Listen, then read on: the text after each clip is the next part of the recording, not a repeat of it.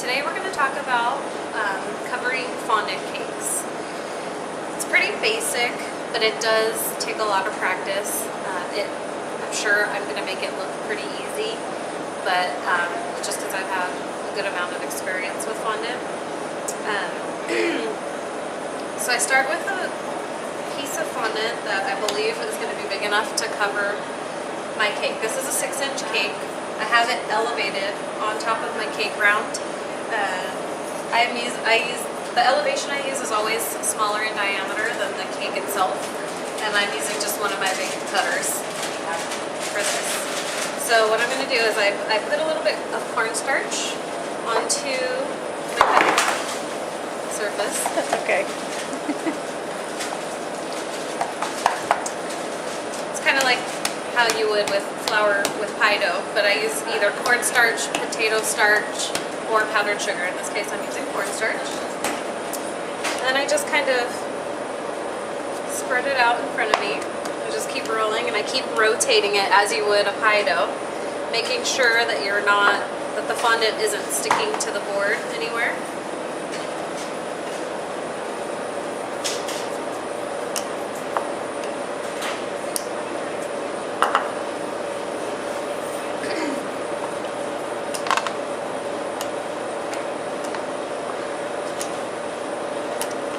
I prefer a thin fondant layer as opposed to a really thick one. I see some cakes that have really thick fondant layers, and it is a little bit easier to cover the cake perfectly when the fondant's really thick, but I figure if you're going to eat it, you don't want a huge thick layer of fondant. So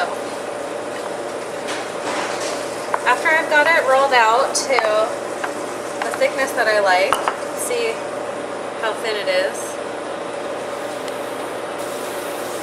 I kind of feel around it to make sure it's equally thick in all areas. It's a little bit thicker right here, so I'm going to just do that.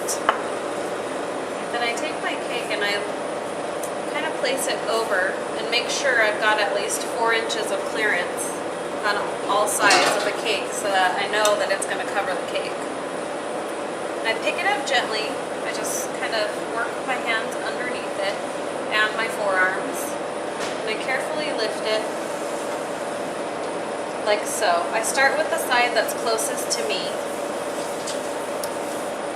Then I go around, make sure there's no bubbles on the top. If there is a bubble, I can feel it.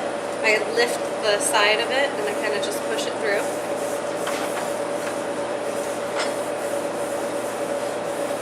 And then I'm going to go little by little, start smoothing it down. I kind of spread it open a little bit so that if I just went straight down, I would create creases and wrinkles. So I just kind of ever so gently work it a little bit at a time.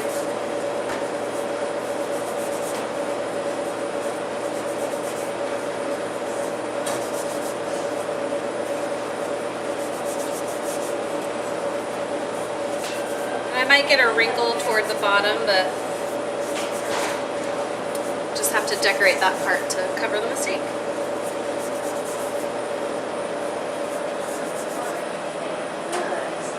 I think that's the key, is just spreading it back open a little bit and working it down.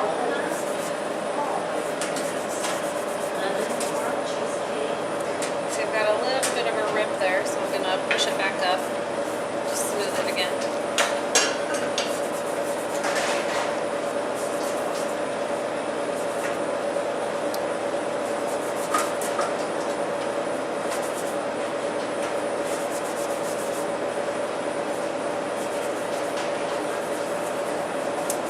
Now I can feel the very bottom of it. I've got it all the way through.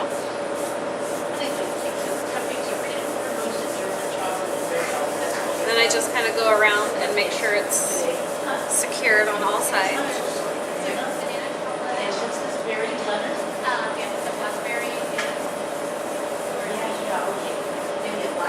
Alright.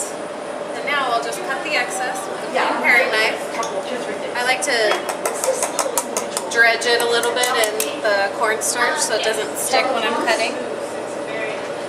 And then I cut it right flush with with the cardboard on the bottom of the cake. I want to try each area. I saw on your side the color green is so pretty, it's so attractive. So I said, I got to go and see what we got. I'll be able to reuse this piece of fondant for either another cake or this cake if I wanted to continue with the blue. Just wrap that up. Now you have a cake.